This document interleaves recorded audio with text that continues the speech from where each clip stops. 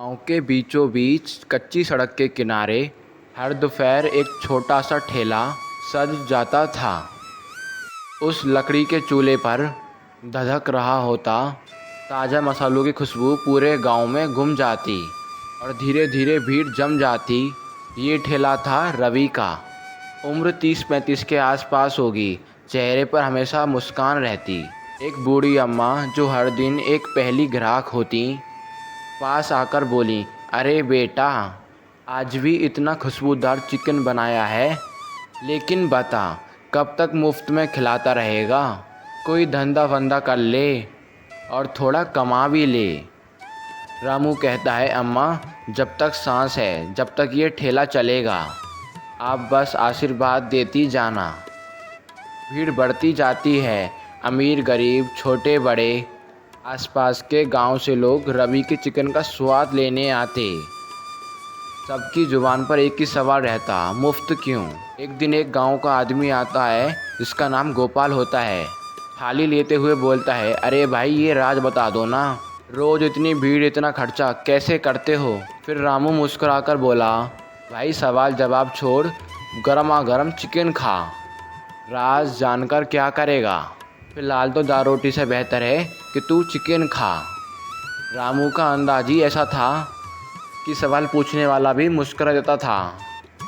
लेकिन गोपाल की जिज्ञासा बढ़ गई। उसने ठान लिया कि आज रामू का पीछा करेगा, जिससे कि वो राज का पता लगा पाए। शाम को चिकन ख़त्म हो चुका था। रामू ने बर्तन समेटे और ठेला खींचा और घर की तरफ चल दिया। गोपाल कुछ दूरी बनाकर उसका पीछा करने लगा। रामू को अभी तक पता ही नहीं था कि कोई उसके पीछे भी है। वो गांव की गलियों से निकलते हुए अपने छोटे से घर की तरफ बढ़ता चला गया। रामू के घर में साधारण चूल्हा और साधारण से मसाले और मुट्ठी भर बर्तन। रामू घर पे आने के बाद आराम करने लगता है। गोपाल झोंपड़ी के जंगले से सब कुछ देख रहा था और वहाँ रामू हर दिन की तरह रोज़ का काम कर रहा था, बर्तन धोना, मसाले सुखाना, अगले दिन का चिकन तैयार करने के लिए पास की दुकान से ताज़ा चिकन लाना। गोपाल को लगा कि शायद कोई गुप्त मसाला होगा या कोई छिपा खजाना, लेकिन सब कुछ साधारण था। वह चुपचाप वापस लौट गया।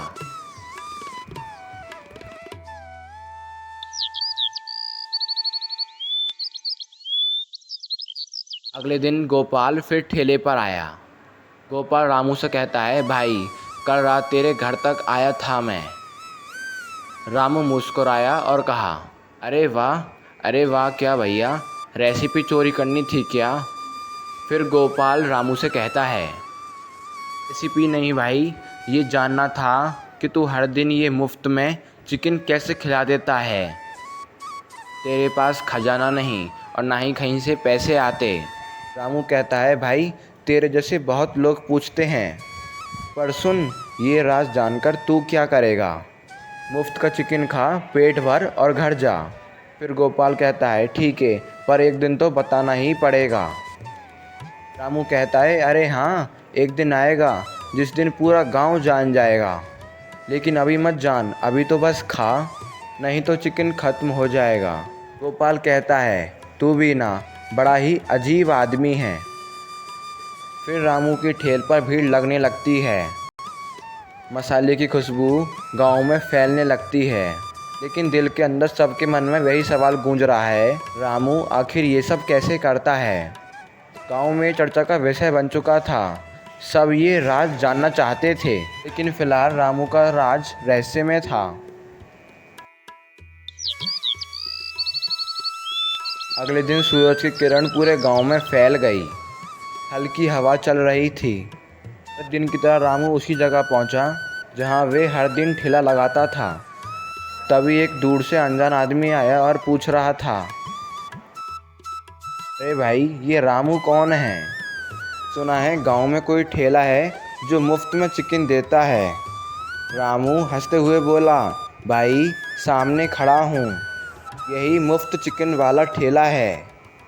तभी रामू के पुराने ग्राहक में से एक आदमी बोला, अरे भाई, यही है रामू और यही है वो मशहूर ठेला, पर खाओगे तो उंगलियां चाटते ही रह जाओगे। अब इतनी दूर से आए हो तो पर चिकन खाकर ही जाना।